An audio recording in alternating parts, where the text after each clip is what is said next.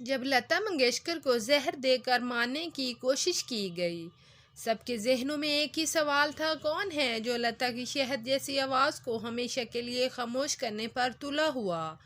اس دن صبح سویرے ریاض کے لیے اٹھنے والی لتا منگیشکر کو غیر معمولی طور پر پیٹ میں درد محسوس ہوا۔ یہ تکلیف انہیں کئی دنوں سے ہو رہی تھی، جس سے وہ مسلسل نظر انداز کر رہی تھی۔ پہل تو انہیں خیال یہی آیا کہ گانوں کی مسلسل ریکارڈنگ اور وقت بے وقت کھانے کی وجہ سے ممکن ہے کہ ان کی طبیعت نڈھال ہو رہی ہو، مگر آج کا شدید درد اور تکلیف انہیں ایک پل بھی چین سے بیٹھنے یا لیٹنے نہیں دے رہی تھی۔ کمزوری کا یہ عالم تھا کہ ایک دو بار انہوں نے دوسرے کمرے میں موجود بہنوں کو آواز دینے کی کوشش کی، لیکن اندرونی درد نے انہیں یہ کرنے سے بھی محروم رکھا۔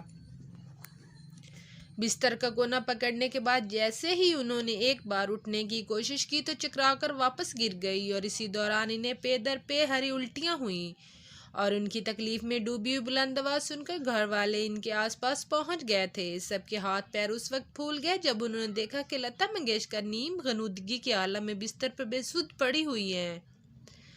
ذکر ہو رہا ہے 1961 کا، جب بھارتی فلموں میں مدھر آواز اور رسیلی آواز کی حامل لتا منگیشکر کی آواز کا جادو اپنے پورے عروج پر تھا۔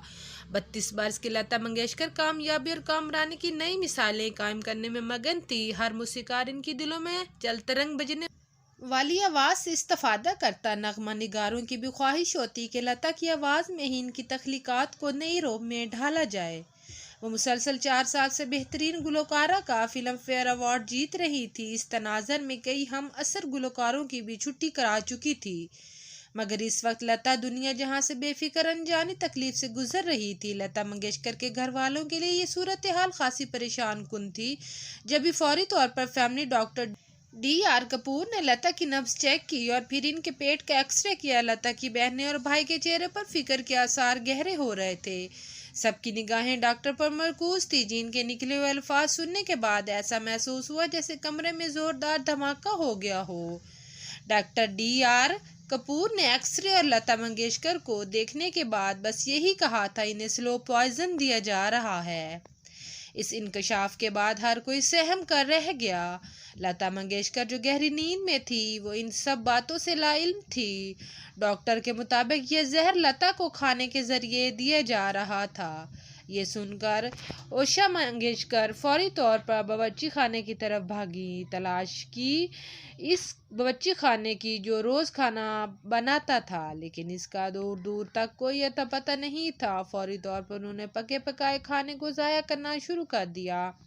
ادھر ڈاکٹر ڈی آر کپور نے دیگر اہل خانہ کو بتا رہے تھے کہ خوش قسمتی سے لتا منگیشکر کو دیے جانے والے یہ زہر ابتدائی مراحل میں تھا، لیکن اس کے اثرات کو دور کرنے کے لیے لتا کا باقاعدہ علاج ہوگا، کیونکہ زہر نے اس کے معدے کو متاثر کیا ہے۔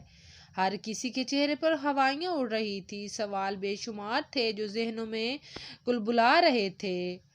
آخر وہ کون تھا جو لتا منگیشکر سے اس قدر نفرت اور عداوت رکھتا ہے کہ انہیں دھیرے دھیرے موت کے آغوش میں پہنچانا چاہتا تھا؟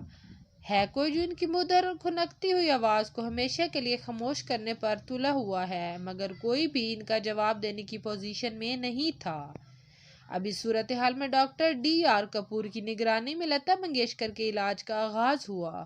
باورچی خانے کی ذمہ داری اوشا منگیشکر نے سنبھال لی۔ وہ باورچی جو کئی مہینوں سے منگیشکر خاندان سے جڑا ہوا تھا، وہ ایسے غائب ہوا جیسے گدھے کے سر سے سینگ۔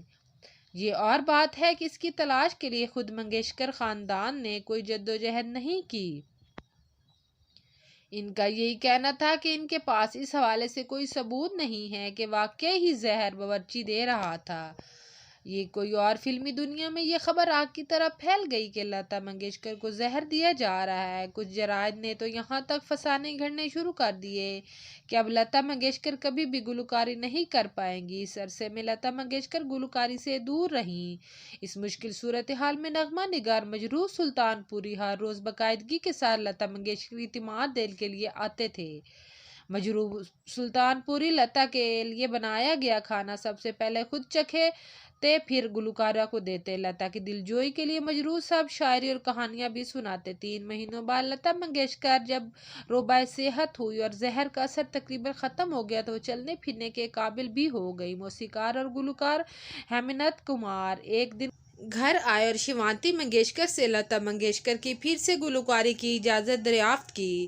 والدہ تو کسی صورت آمادہ نہیں تھی، لیکن ہیمنت کمار نے وعدہ کیا کہ اگر ریکارڈنگ کے دوران لتا کی طبیعت ذرا سی بھی خراب ہوئی یا وہ نکاہت کا شکار ہوئی تو وہ فوری طور پر انہیں گھر واپس لے آئیں گے۔